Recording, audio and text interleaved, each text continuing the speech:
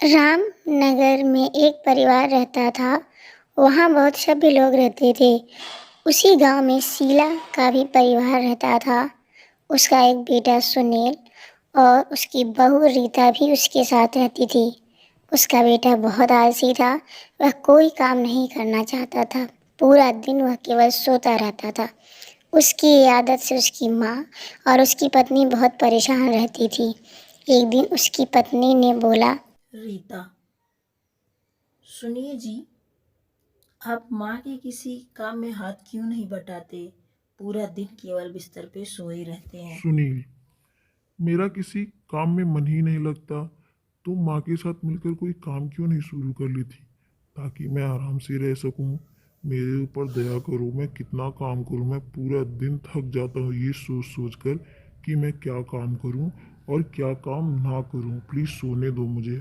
रीता को बहुत दुख होता है अपने पति के मुंह से यह बात सुनकर, इसलिए वह अपनी सास के साथ मिलकर एक प्लान बनाती है ताकि सुनील के इस आदत को सुधारा जाए।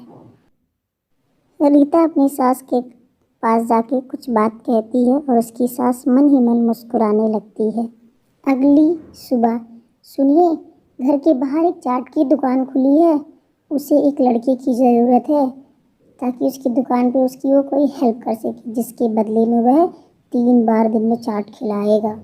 ये सुन के सुनील इतना खुश हुआ कि वह दौड़ते दौड़ते उस चाट की दुकान पे जाने लगा और मन में मन सोचने लगा कि मुझे 3 बार चाट खाने को मिलेगा, बहुत मज़ा आएगा। जब वह दुकान पे पहुंचा, दुकान वाले से बात की और दुकानदार ने कहा कि बस आपको ग्राहक को बुलाना है। वह जोर जोर से चिल्ला के बुलाने लगा, सुनील, आओ चाट ले लो। आओ चाट ले लो। सुनील को अब रोज दिन में 3 बार चाट खाने को मिलता।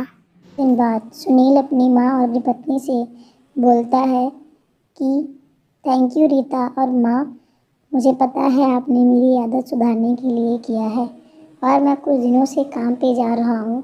मुझे बहुत अच्छा लग रहा है। काम करके मुझे कुछ पैसे मिल रहे हैं, घर भी चल रहा है। मुझे इस बात का बहुत खुशी है। मैं आप दोनों का बहुत बहुत शुक्रिया करता हूँ।